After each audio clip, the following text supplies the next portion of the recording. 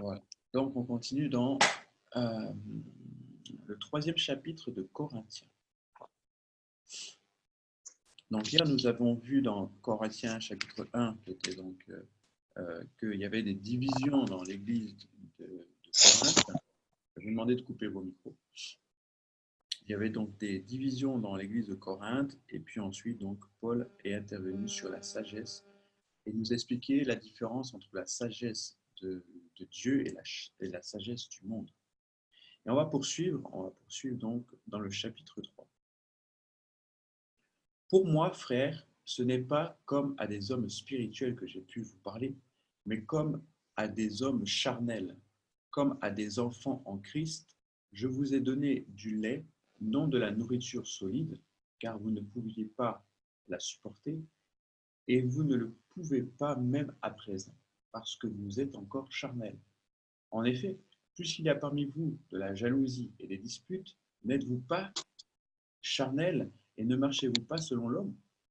Quand l'un dit, moi je suis de Paul, et l'autre dit, moi d'Apollos, n'êtes-vous pas des hommes? Qu'est-ce que donc Apollos et qu'est-ce que Paul? Des serviteurs, par le moyen desquels vous avez cru, selon ce que le Seigneur l'a donné à chacun. J'ai planté, Apollos a arrosé, mais Dieu a fait croître. En sorte que ce n'est pas celui qui plante qui a quelque chose, ni celui qui arrose, mais Dieu qui fait croître. Verset 8. Celui qui plante et celui qui arrose sont égaux, et chacun recevra sa propre récompense, selon son propre travail. Car nous sommes ouvriers avec Dieu, vous êtes le champ de Dieu, l'édifice de Dieu. Selon la grâce de Dieu qui m'a été donnée, j'ai posé le fondement comme un sage architecte et un autre bâtit dessus. Mais que chacun prenne garde à la manière dont il bâtit dessus. Car personne ne peut poser un autre fondement que celui qui a été posé, à savoir Jésus-Christ. Or, si quelqu'un bâtit sur ce fondement avec de l'or, de l'argent, des pierres précieuses, du bois, du foin, du chaume, l'œuvre de chacun sera manifestée, car le jour la fera connaître parce qu'elle se révélera dans et le feu éprouvera ce qu'est l'œuvre de chacun.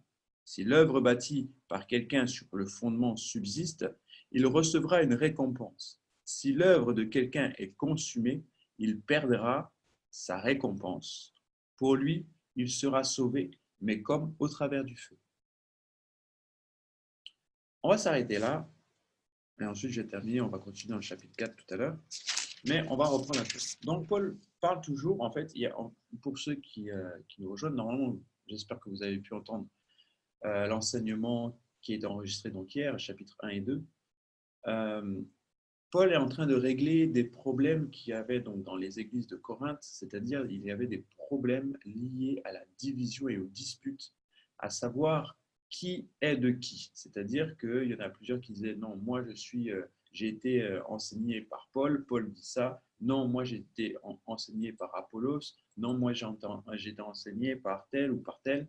Et donc en fait, Paul est en train de régler des divisions à cause simplement de leurs revendications voilà, à cause de leurs revendications.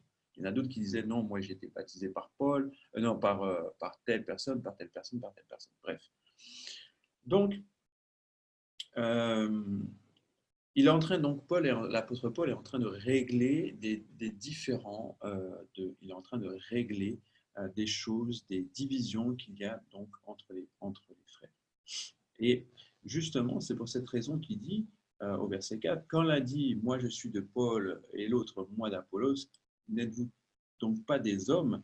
Et en fait, il est en train de se répéter par rapport au chapitre 2, 1 et 2, et il en était arrivé à la conclusion, donc dans le chapitre 2, ce qu'on a lu hier, il en était arrivé à la conclusion que c'est seulement par l'Esprit de Dieu que nous devons bâtir notre vie chrétienne.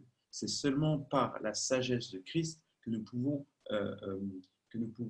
recevoir l'enseignement, le bon enseignement, puisque nous appartenons à Christ. Et il faisait la différence entre l'homme spirituel et l'homme charnel. Et c'est ce qu'il est en train encore de tendre puisqu'il veut encore leur rappeler que ce sont des hommes.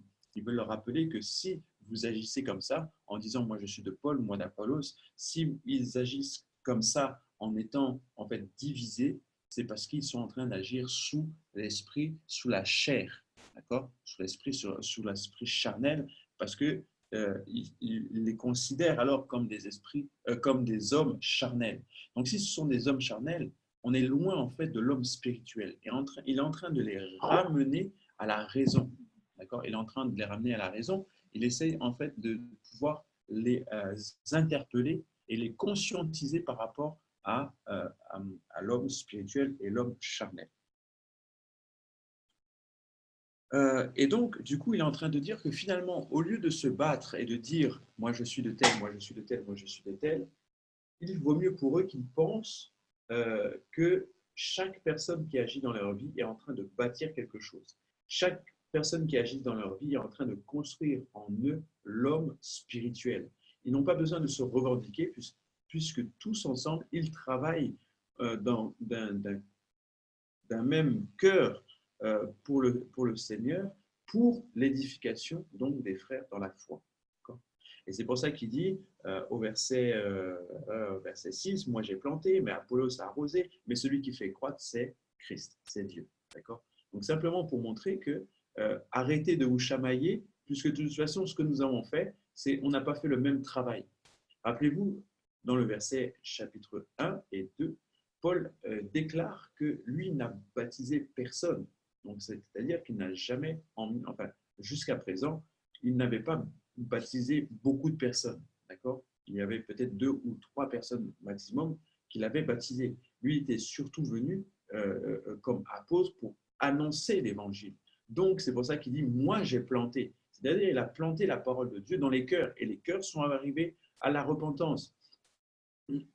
Les cœurs sont arrivés à la repentance et par la suite, Apollos, qui avait la responsabilité donc, de l'église de Corinthe, en tout cas d'une église de Corinthe, c'est lui qui a fait des disciples, c'est lui qui a baptisé, c'est lui qui a baptisé les gens. D'accord. Donc ça, c'est très important. Et c'est pas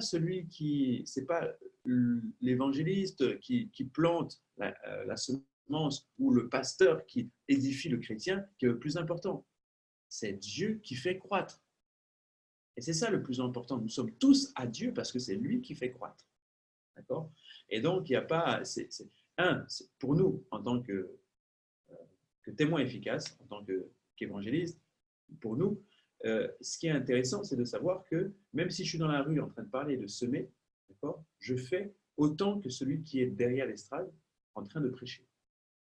D'accord. Et c'est ça qui est intéressant. Ça vient casser en nous des conceptions que nous avons eues à cause de la religiosité, à cause de la religion, qui nous dit que non, c'est celui qui est sur l'estrade, quand il prêche, vraiment c'est l'homme de Dieu, c'est le ministre, etc.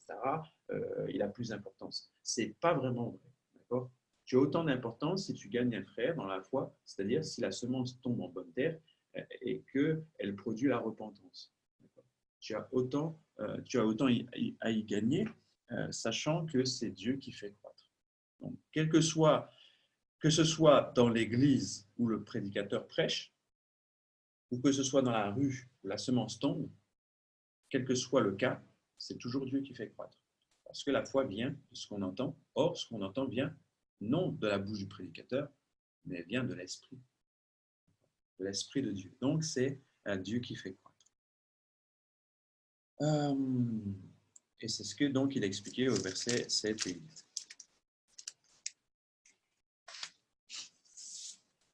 Et c'est pour ça qu'il dit au verset 8 à la fin, et celui qui arrose sont égaux. Celui qui plante et celui qui qui arrose sont égaux. Et chacun recevra sa propre récompense par rapport à son propre travail. Car nous sommes, verset 9, car nous sommes ouvriers avec Dieu. Vous êtes le champ de Dieu, l'édifice de Dieu. Donc là, il est en train de faire la séparation entre Paul et Apollos, par exemple, entre ceux qui sont serviteurs de Dieu. Nous sommes ouvriers avec Dieu. D'accord. Donc ceux qui, par exemple, nous qui allons sur le terrain, nous sommes ouvriers avec Dieu. Parce qu'on sert et on travaille avec Dieu pour qu'on puisse faire en sorte que la semence tombe dans la bonne terre, pour que Dieu puisse faire croître la foi. D'accord. Donc, j'ai une bonne nouvelle pour vous. Il ne dépend pas de vous que la personne croit ou pas. D'accord. Nous, le travail qu'on doit faire, c'est semer une bonne semence, pour être sûr que ce qui va pousser, ben, ça va être un bon arbre, du bon fruit. Et la bonne nouvelle, c'est que nous travaillons avec Dieu. Nous sommes ouvriers avec Dieu. Et ceux qui sont en face sont le champ de Dieu. Et ils sont l'édifice de Dieu. C'est-à-dire que du moment où la semence est tombée en bonne terre, à ce moment-là, c'est Dieu en fait qui va travailler à ce que la semence puisse croître et produire du fruit. Et à ce moment-là, les païens qui ont reçu de l'évangile, qui ont reçu la parole de Dieu, qui ont reçu la semence, là on parle de semence, on ne parle pas encore d'une âme qui a donné son cœur à Jésus, on parle de semence. Donc toutes les personnes qui ont reçu la semence lorsque nous sommes sur le terrain d'évangélisation deviennent maintenant le champ de Dieu. Donc c'est-à-dire que Dieu va maintenant travailler à ce que la parole qui est tombée dans la terre puisse produire du fruit. Donc voilà en quoi nous sommes ouvriers avec Dieu.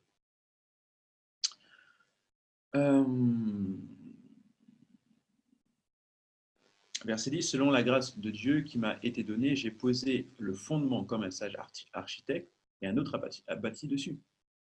D'accord? En fait, Paul est en train de dire la même chose, de ce qu'il disait avant, mais sous un autre angle, c'est-à-dire il prend un autre exemple pour que les gens comprennent réellement ce qu'il est en train de dire. Là, tout à l'heure, il a parlé du champ, de la semence qui tombe en terre. Là, il prend un autre exemple et il parle maintenant de quelqu'un qui bâtit selon les plans qu'il avait mis en place, selon les fondements qu'il a mis en place comme un sage architecte. D'accord? Donc, en fait, c'est simplement toujours pour dire la même chose, pour dire que quel que soit celui qui bâtit dans votre vie, c'est la même chose. Ils sont tous égaux et il n'y a pas besoin de se revendiquer que moi je suis du prophète Sosthène, moi je suis plutôt de l'évangéliste Michael. Non, ça n'a rien à voir. C'est simplement que nous sommes tous à Dieu, tout simplement, et que nous travaillons tous ensemble. Car personne ne peut poser, verset 11, car personne ne peut poser un autre fondement que celui qui a été posé, à savoir Jésus-Christ. Le fondement, le seul fondement sur lequel nous bâtissons notre vie, c'est le fondement de Jésus-Christ. C'est la parole de Jésus-Christ. C'est la semence de Jésus-Christ. C'est ça le fondement. La pierre angulaire sur laquelle le bâtisseur bâtit sa maison, c'est Jésus-Christ. Le roc, le rocher, on l'appelle. On appelle Jésus-Christ le roc, le rocher de notre vie, sur lequel nous baptisons notre maison, c'est Jésus-Christ. Et c'est pour cette raison que par la suite, il dit, en fait, quelle que soit la personne qui bâtit, en fait, on sait que c'est le fondement, c'est Jésus-Christ. Et c'est pour cette raison que par la suite, au verset 12, il commence à parler des œuvres qui vont être manifestées au moment du jugement. Et c'est pour ça encore, je reviens sur l'enseignement que j'ai donné jeudi sur devenir des gagneurs d'âme, où je disais justement qu'on ne peut pas devenir des gagneurs d'âme. Ceux qui gagnent l'âme, c'est Jésus qui gagne l'âme. Parce que c'est seulement au moment de la mort, au moment de l'enlèvement, qu'on va pouvoir voir l'œuvre de chacun et voir comment cette personne a travaillé. Est-ce qu'elle était vraiment un gagneur d'âme? Est-ce que la personne a vraiment été gagnée à Christ? Et c'est pour ça qu'il parle maintenant des œuvres. Il a enchaîné directement sur l'œuvre pour justement montrer que, quelle que soit la personne qui bâtit en vous, il faut maintenant que vous puissiez produire des fruits. Et les fruits, ça vous appartient à vous. Ça n'appartient ni au pasteur Sosthène, ni à moi, ni à aucun autre des pasteurs. Les œuvres appartiennent à vous. Donc, arrêtez de vous revendiquer de telle personne, de telle personne. Portez du fruit. Voilà ce que Paul est en train de leur dire. Donc, il est en train de dire, donc, verset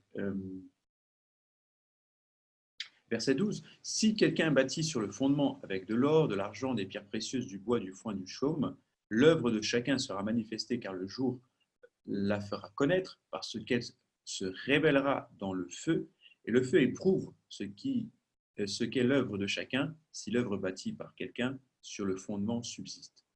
Il recevra une récompense. Si l'œuvre de quelqu'un est consumée, il perdra sa récompense. Pour lui, il sera sauvé, mais comme au travers du feu. Donc, chaque personne, en fait, va être éprouvée au moment du jugement, au moment lorsque Christ va nous reprendre, ou bien lorsqu'il va arriver, il va éprouver nos œuvres, d'accord? Et donc, nos œuvres, on va être comme notées et on verra au travers du feu. En fait, c'est un exemple, hein, dans le sens où si nous mettons une œuvre qui a été bâtie au travers du feu, l'or va être révélé. Ce qui est précieux est révélé par le feu. D'accord. C'est-à-dire que, par exemple, peut-être, je prends un exemple simple. Dans une maison, quand une maison brûle, par exemple, eh bien, seulement les choses de valeur restent et demeurent. D'accord. Le chaume va brûler, le papier va brûler, le carton va brûler, tout ce qui est inflammable va brûler facilement. Mais les choses précieuses vont rester, l'or va rester, les pierres précieuses sont toujours présentes. Bon, après, ça dépend du certain degré d'enflammement, mais les choses précieuses vont rester. Et c'est ce que Paul est en train de leur raconter. Et il est en train de leur dire que, attention, arrêtez de vous revendiquer, sachez que les œuvres vont être manifestées au jour du Seigneur. Les œuvres vont être manifestées. Donc, ça ne sert à rien de dire que moi, je suis de Paul, moi, je suis d'Apollos, moi, je suis de telle personne, de telle personne, de telle personne, puisque finalement, on ne fait que vous donner des fondements, enfin le fondement de Jésus-Christ, mais c'est à chacun de nous de pouvoir construire sa vie chrétienne. Donc, même si tu es de Paul, ou tu te dis de Paul ou d'Apollos ou autre, même si tu te dis du prophète Sostène ou du prophète tel ou du prophète tel, du pasteur tel, le plus important, Dieu ne va pas regarder à ça. Dieu va regarder, est-ce que tu as porté des œuvres? Est-ce que tu as porté de bonnes œuvres? Parce que Dieu va juger tes œuvres et tu auras des récompenses en fonction de tes œuvres. Donc, j'aimerais aussi venir casser une conception que oui, c'est vrai, nous sommes tous sauvés, gloire à Dieu. Lorsque Jésus va revenir, nous serons sauvés. Toutes les personnes qui ont reçu le fondement de Jésus-Christ qui a bâti dessus, on va être sauvés. Gloire à Dieu. Mais il y aura des places et il y aura des récompenses en fonction de comment vous allez vivre sur la terre. D'accord. Il y aura des récompenses en fonction de est-ce que vous avez servi avec le Seigneur ou est-ce que vous êtes resté dans votre canapé toute votre vie? Est-ce que vous êtes allé sur le terrain d'évangélisation ou est-ce que vous êtes resté à la maison en train de, je ne sais pas, en train de regarder la télé, en train de vous disputer? Voilà. Tout ça, il y a des œuvres. C'est-à-dire que nous qui sommes, par exemple, sur le terrain, nous travaillons. Nous travaillons à recevoir des récompenses dans le ciel. Et ouais, nous travaillons déjà à avoir des récompenses dans le ciel. Nous sommes en train, ce que nous faisons dehors, nous sommes en train d'amasser des trésors dans le ciel. Et rappelez-vous de la prédication du prophète Sostène il y a 2 dimanches passés.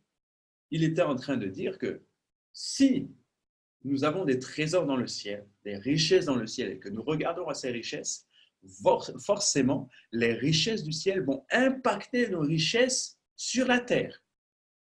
C'est pour cette raison que beaucoup d'entre nous, depuis que nous avons intégré Bordeaux pour Christ, depuis que nous avons commencé à travailler pour Bordeaux pour Christ, nos finances sont impactées et il nous arrive des choses extraordinaires dans les biens matériels, dans l'argent, dans les contrats, dans les maisons, dans les voitures que nous avons. Pourquoi? Parce que nos biens parce que nous sommes impactés par la richesse du ciel que nous sommes en train d'amasser lorsque nous sommes sur le terrain.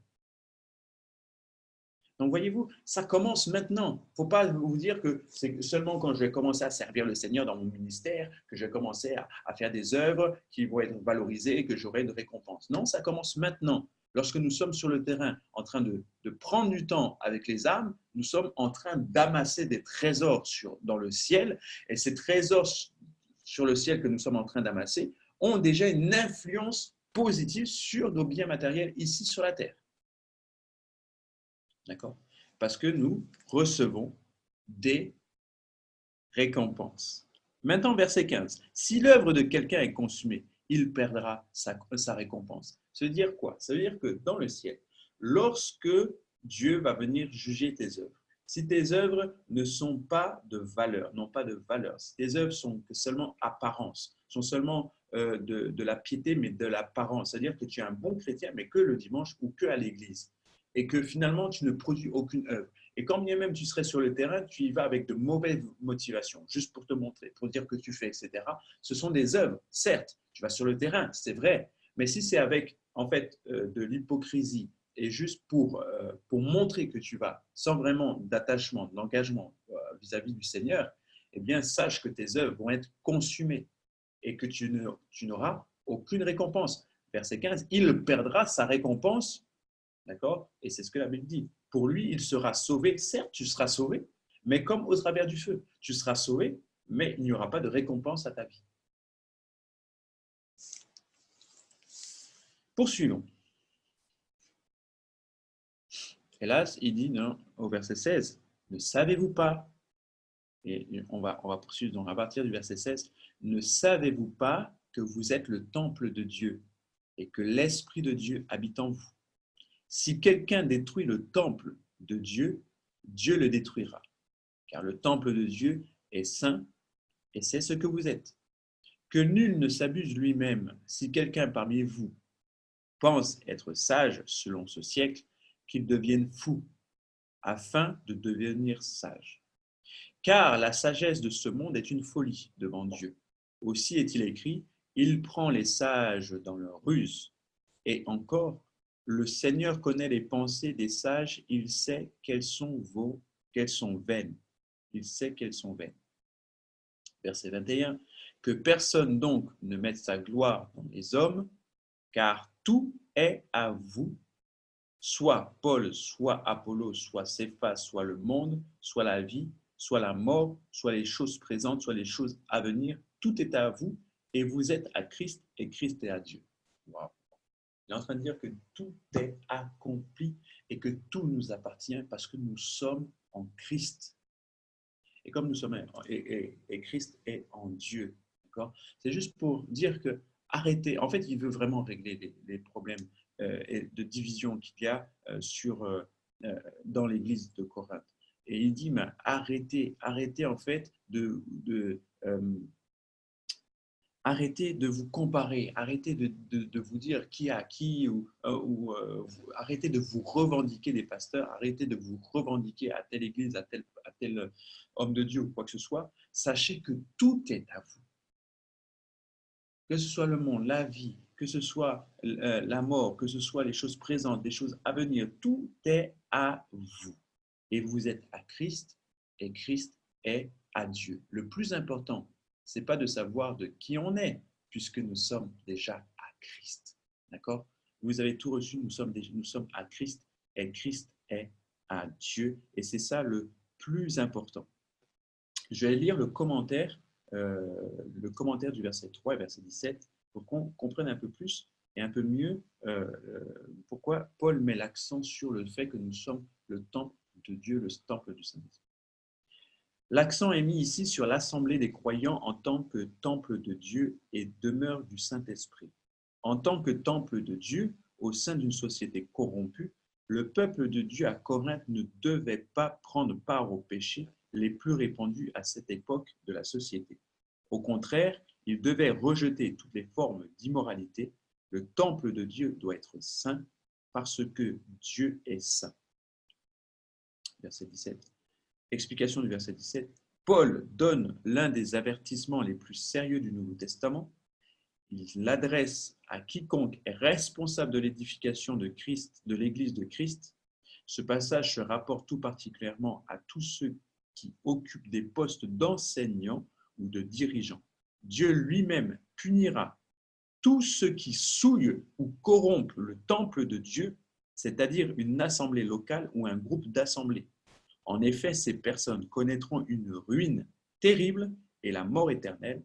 Il est possible de corrompre ou de détruire l'Église de Christ en se vautrant dans l'impudicité, en encourageant les mensonges, les tromperies et l'ambition égoïste, en favorisant les fausses doctrines, en rejetant la révélation apostolique et en faisant preuve d'indifférence à l'égard de la vérité biblique, en acceptant le péché de la mondanité au sein de l'Assemblée et en essayant de bâtir l'Église sur la sagesse mondaine ou un évangile dénaturé.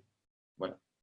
Donc, Paul est en train de parler donc à ceux qui se disent « moi je suis Céphas », à ceux qui se disent enseignants, d'accord? Il dit attention, parce que comme je vous l'ai dit au chapitre 1 et 2, Paul est en train de régler des problèmes aussi parce qu'il y avait beaucoup de péchés et d'immoralité et qui devenaient en fait, le péché et l'immoralité devenaient naturels. Donc, il avait décidé également de régler des problèmes par rapport à cela pour justement parfaire donc l'Église, pour que l'Église puisse grandir correctement. Il était venu pour régler des problèmes d'impudicité et de péché, de péché et d'impureté. Donc c'est pour ça qu'il dit, attention, que toutes les personnes qui prennent la responsabilité d'enseigner le peuple soient de bons enseignants et ne doivent pas encourager l'impudicité et le péché à grandir dans l'Église et dans les communautés locales et donc du coup dans les églises. D'accord. Il faut faire attention à ça parce que si les personnes donnent de mauvais enseignements, de faux enseignements avec des doctrines de démons et laissent en fait le péché s'installer, la mondanité s'installer dans l'Église, Dieu va les détruire, Dieu va détruire de telles personnes, Dieu va les emmener dans la ruine. Pourquoi? Parce qu'ils sont en train de détruire le temple de Dieu. Voyez-vous? Donc, il est en train de régler plusieurs choses. D'une part, par rapport à ceux qui sont enseignants, d'autre part, par rapport à l'Église, par rapport aux chrétiens, mais surtout pour leur dire, attention, les divisions que vous apportez, Dieu va vous réprimander par rapport à ça et Dieu va vous détruire parce que vous détruisez le temple de Dieu. D'accord?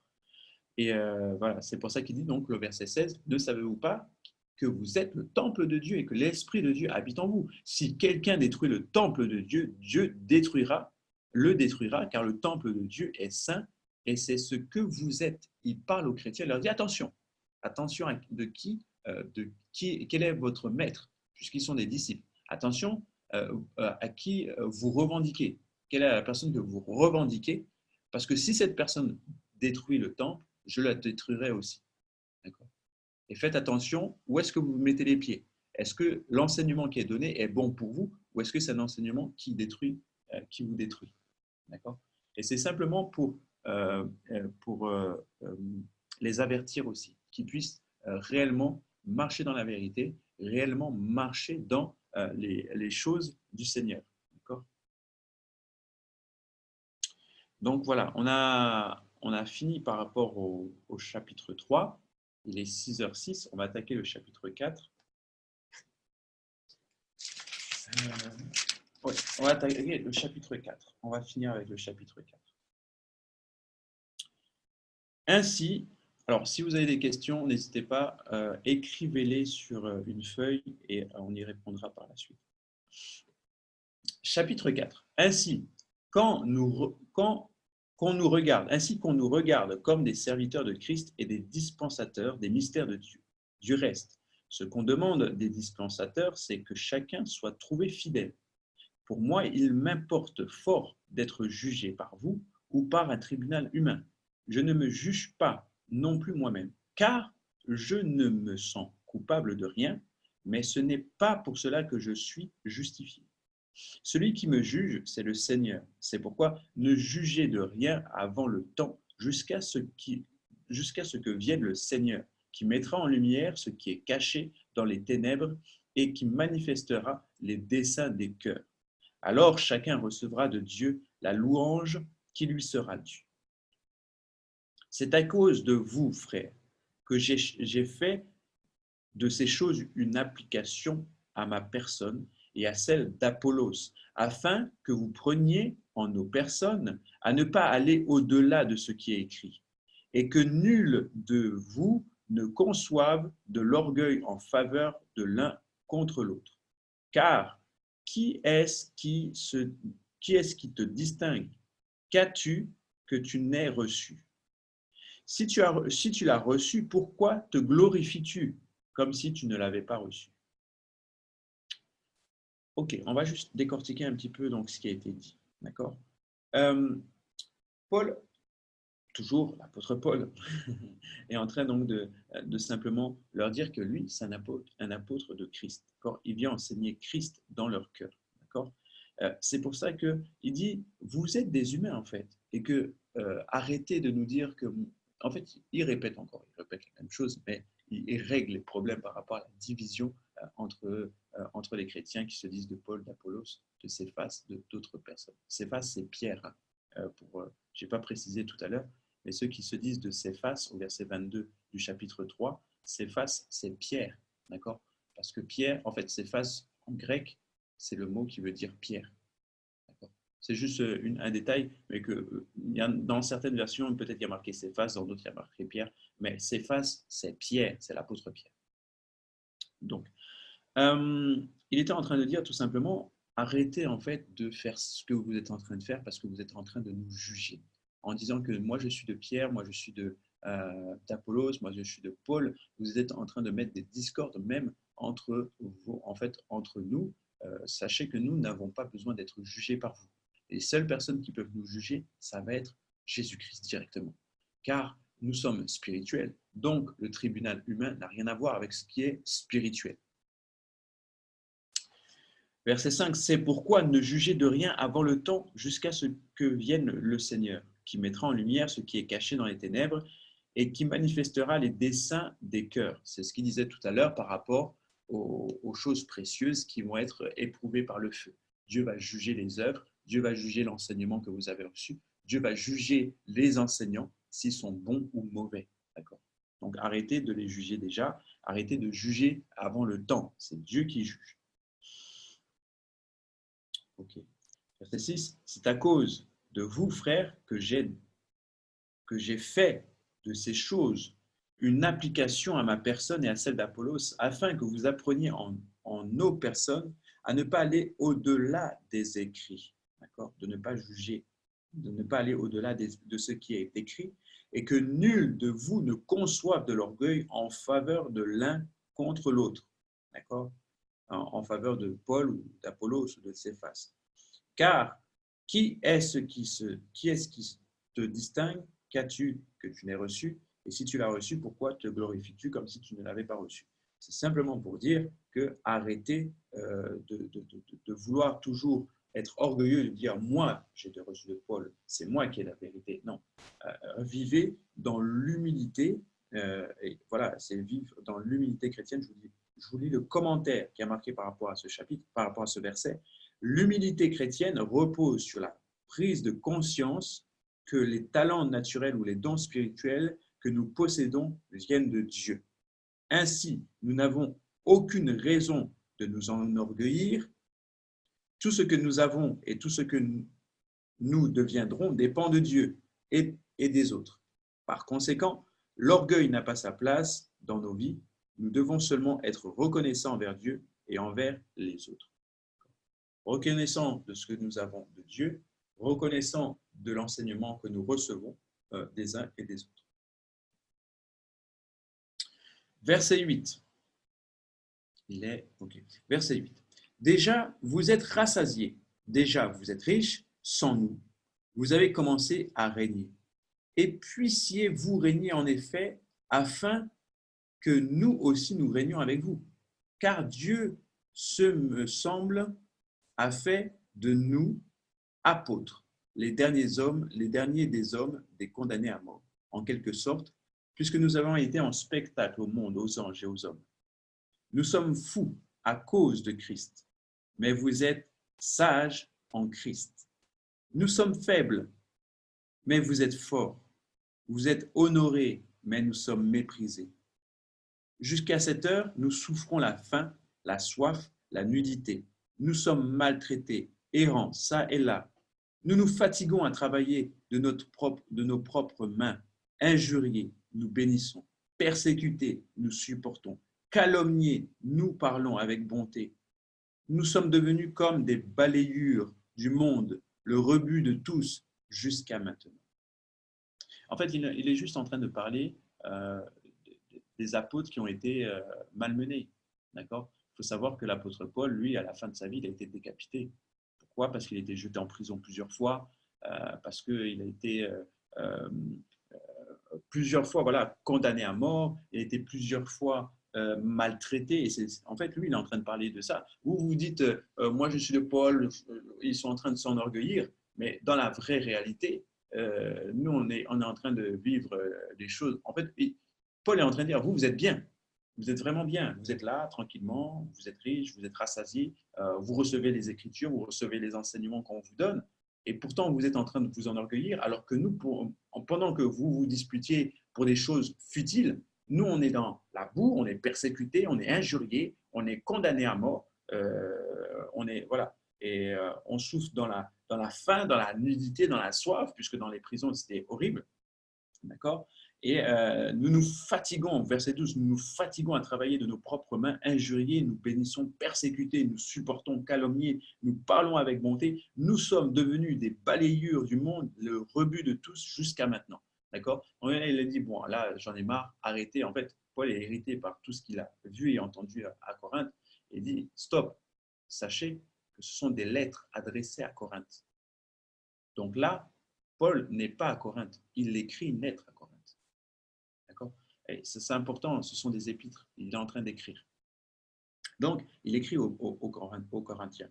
Il dit, mais arrêtez, moi j'ai entendu tout ce que vous êtes en train de faire, vous êtes en train de chercher, de vous enorgueillir, etc. Sachez que nous, on était, c'est pour ça qu'il dit que moi j'étais celui qui sème, et que Paul est en train Apollos est celui qui a bâti en vous, mais il est en train de dire, mais arrêtez de faire des disputes, arrêtez de vous enorgueillir, arrêtez tout ça, et priez en fait pour nous. Okay, prenez conscience que les gens que vous êtes en train de revendiquer comme votre maître, vos maîtres, etc., sont en train de souffrir le martyre. Ah là là, merci Seigneur pour l'apôtre Paul, hein, pour les écrits qu'il nous a laissés et pour tous les prédicateurs, tous les évangélistes, tous les apôtres, tous les chrétiens, car c'est grâce à toutes ces souffrances que nous avons aujourd'hui notre Bible, que nous pouvons la lire ensemble et étudier. Merci Seigneur. Ok. Verset 14. Ce n'est pas pour vous faire honte que j'écris ces choses, mais je vous avertis comme mes enfants bien-aimés. Car quand vous auriez 10 000 maîtres en Christ, vous n'avez cependant pas plusieurs pères, puisque c'est moi qui vous ai engendré en Jésus-Christ par l'Évangile. Donc, Paul se revendique aussi comme leur père. Okay? Il dit, mais arrêtez, même si vous avez 10 000 maîtres, d'accord? C'est-à-dire que même si vous êtes de Paul, après vous êtes de quelqu'un d'autre, que quelqu'un d'autre bâtit, arrêtez tout ce que vous êtes en train de faire, puisque de toute façon, c'est moi qui vous ai engendré en Jésus-Christ par l'Évangile. D'accord? Et là, il est en train de leur rappeler que c'est moi qui ai le dernier mot sur votre vie, puisque c'est moi, le Père, votre Père spirituel. Donc, en fait, il est en train de régler une question vraiment très importante.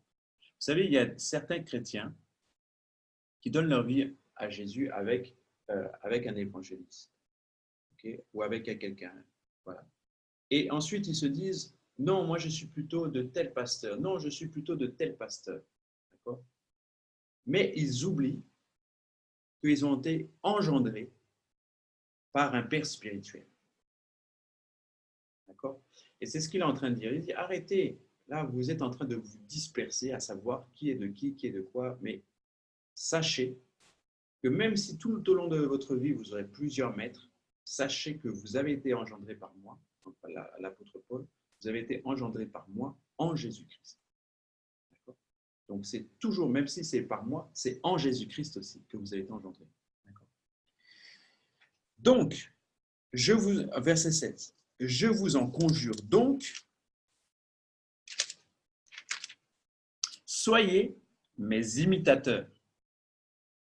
Pour cela, je vous ai envoyé Timothée, qui est mon enfant bien-aimé et fidèle dans le Seigneur.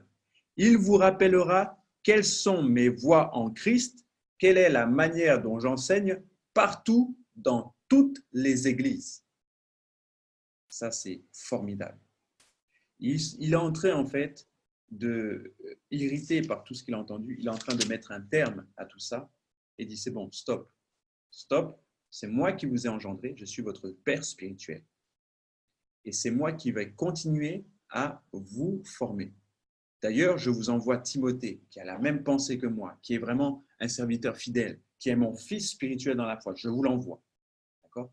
Le fils spirituel, je vous l'envoie. C'est comme s'il considérait donc Timothée comme le grand frère de toute cette population. D'accord? Parce que Timothée a beaucoup travaillé avec Paul. C'est son bien-aimé. Donc, il a dit, soyez mes imitateurs, donc soyez les imitateurs de mon enseignement à moi, parce que je suis votre père spirituel en Jésus-Christ. Et c'est pour cette raison que je vais vous envoyer Timothée, que je vous envoie. C'est pour cette raison que j'ai envoyé Timothée, qui est mon enfant bien-aimé et fidèle dans le Seigneur. Il vous rappellera quelles sont mes voies en Christ, quelle est la manière dont j'enseigne partout dans toutes les églises. Donc, Paul envoie Timothée pour rappeler à toutes les personnes qui sont fils spirituels de lui-même, l'apôtre, il est en train donc de leur dire, voilà, je vous envoie Timothée qui va vous enseigner mes voies que j'annonce dans toutes les autres églises, pour qu'il y ait un seul et uniquement une seule parole, un seul fondement, celui de Jésus-Christ, mais par rapport à l'enseignement que Paul donne. Ça va éviter en fait plusieurs discordes, plusieurs disputes, plusieurs divisions. Paul est en train vraiment de régler ça et il dit c'est pour ça que je vous ai envoyé Timothée. D'accord ? Et ça, c'est très important. C'est très important de pouvoir toujours se dire quel est ton père spirituel ? Quel est ton père spirituel ? Ça, c'est important. Quel est ton père spirituel ? Où as été-tu baptisé ? Okay. Qui est ton père spirituel ? Car c'est ton père spirituel que tu dois imiter. Et ouais, et je viens encore régler une question très très importante. Aujourd'hui, il y a les médias sur Internet, d'accord ? Et il y en a beaucoup d'entre nous, d'entre vous, plutôt. Il y a beaucoup de personnes dans l'Église qui regardent beaucoup les enseignements sur Internet. Et du coup, ils mangent ces enseignements, d'accord ? Ils les mangent. Donc, c'est-à-dire qu'ils mangent les enseignements d'un autre pasteur. Ils mangent les enseignements d'un autre prédicateur, d'accord ? Le problème, c'est qu'en mangeant les enseignements, ils vont commencer à développer, peut-être un autre enseignement. Si l'enseignement n'est pas bon, ils vont commencer à développer un autre enseignement et ils vont devenir imitateurs d'un autre prédicateur. Mais attention, nous sommes issus de l'église de Steve Mérignac par le prophète Sostène Mabwedi. Donc nous sommes ses fils. D'accord ? Nous sommes ses fils, nous sommes ses enfants spirituels et donc nous pouvons également l'imiter, okay ? Que nous puissions être imitateurs de ce qu'il fait afin que nous puissions effectivement avoir les fondements donc de la parole de Dieu, les fondements de Christ au travers de lui. Il faut faire attention quel est votre père spirituel. Il faut vraiment faire attention quels sont vos parents spirituels. Vous êtes l'imitateur de qui ? Parce qu'en fonction de qui vous êtes l'imitateur, en fonction de quel est votre père spirituel, vous aurez aussi un héritage spirituel sur la terre par rapport à vos pères spirituels. Ici, par exemple, ils ont hérité de Timothée, qui est venu pour les enseigner. D'accord ? Ça, c'est important. Quel est votre père spirituel ? En fonction de qui est votre père spirituel, vous allez recevoir des grâces. Il y aura des grâces qui seront attachées en fonction des pères spirituels. Mais il y a aussi des malédictions qui sont attachées en fonction des pères spirituels. Il faut faire attention. Si tu t'adonnes à des enseignements, des faux enseignements, tu vas hériter des fausses bénédictions. Tu vas hériter des fausses bénédictions, des fausses grâces, des grâces cachées qui sont des poisons. Donc, il faut faire attention à ce que vous allez écouter sur Internet. Faites attention à ça. Verset 17. Pour cela, je vous ai envoyé Timothée, qui est mon enfant bien-aimé et fidèle dans le Seigneur. Il vous rappellera quelles sont mes voies en Christ, quelle est la manière dont j'enseigne partout dans toutes les églises. Verset 18. Quelques-uns se sont enflés d'orgueil, comme si je ne devais pas aller chez vous, mais j'irai bientôt chez vous. Si c'est la volonté du Seigneur, et je connaîtrai non les paroles, mais la puissance de ceux qui se sont enflés. Car le royaume de Dieu ne consiste pas en paroles, mais en puissance. Que voulez-vous ? Que j'aille chez vous avec une verge ou avec amour et dans un esprit de douceur ? Ah ouais, là il est en train de les menacer. Paul est en train de les avertir, de les menacer. Il dit attention, attention, parce qu'il y en a qui étaient déjà même réticents. Il savait dans l'esprit qu'il y en aurait qui seraient réticents à recevoir Timothée et à être enseignés par Timothée. D'accord ? Donc il leur dit attention, si ça se passe toujours mal et que vous vous enflez d'orgueil toujours, je vais venir. Mais attention, si je viens, je peux venir avec la verge pour vous taper, entre guillemets, pour vous réprimander, mais je peux aussi avec l'amour. Je peux aussi venir avec l'amour. et avec un esprit de douceur. Et donc là, il finit en fait il finit sa lettre, enfin sa lettre, oui, il finit ce qu'il a écrit avec une question. De quelle manière voulez-vous me voir? D'accord? C'est pour les menacer, mais c'est surtout aussi pour qu'ils prennent conscience de tout le travail qui est fait derrière et leur faire conscience, prendre conscience que Paul travaille réellement à leur édification, pour leur bien, afin qu'ils puissent porter du fruit qui demeure, afin qu'ils puissent avoir des récompenses.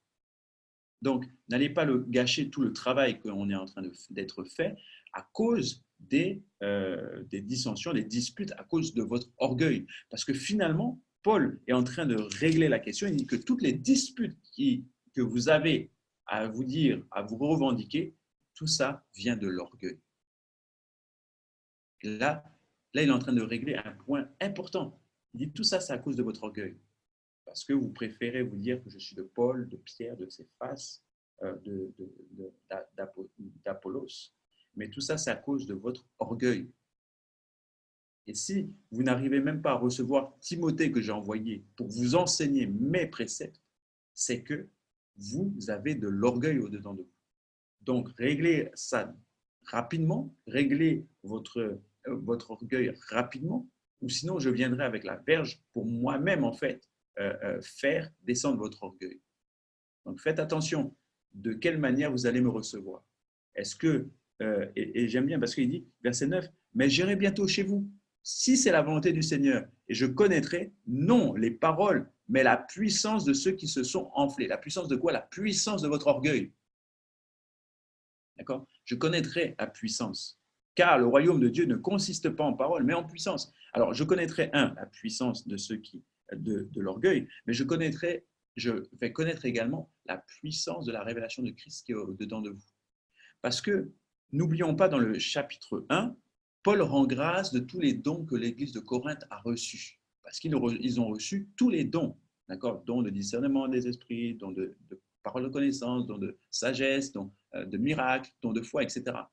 Donc là, il est en train encore aussi de leur dire, je viendrai en fait vous juger par rapport à l'orgueil, mais pas aussi par rapport à la puissance. Est-ce que vous avez vraiment la puissance? Car le royaume de Dieu ne consiste pas en parole, mais en puissance. Donc, vous parlez beaucoup, ça m'irrite, mais moi, je vais venir régler et voir de mes yeux quelle est votre puissance. D'accord? Et je vais lire le commentaire du verset 20, et on va finir par là, où il parle donc du royaume de Dieu, le royaume de puissance. Le royaume de Dieu se révèle en puissance, ainsi les sujets de ce royaume ne doivent pas se limiter à de simples paroles ou messages, ils doivent aussi manifester la puissance de l'Esprit. Dans le Nouveau Testament, il s'agissait d'une puissance capable de convaincre les gens de péché, de justice et de jugement, de les amener au salut, d'accomplir des miracles et de les aider à vivre selon la justice. Voilà. Donc Paul veut régler ça et dit, et c'est bien pour nous aussi de le savoir, dans le sens où, comme le royaume est un royaume régi par la puissance de Dieu, par les dons spirituels, celui qui habite dans ce royaume doit aussi faire preuve des dons spirituels. Donc, j'aimerais te dire aujourd'hui, dans tous les défis qu'on s'est lancés pour les 12 jours, j'aimerais te dire que exercer les dons spirituels doit être naturel dans la vie du croyant.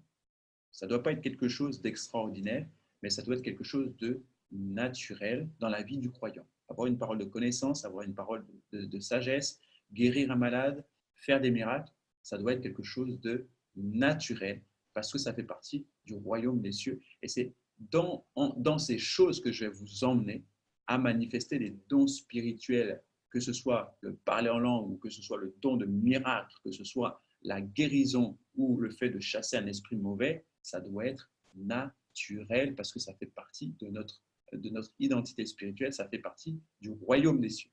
D'accord? Et c'est ce qu'on va voir ensemble plus tard. Voilà, j'en ai fini. On a abordé donc le chapitre 3 et 4 et nous avons appris pas mal de choses. Ok, si vous avez des questions, vous pouvez me les écrire, je vous répondrai. Et sinon, on va simplement prier, remercier le Seigneur pour cette parole qu'il nous a donnée. Et puis, je vais vous laisser. Alors, je vous invite, pour ceux qui le peuvent, vous pouvez démuter vos micros. On va prier ensemble.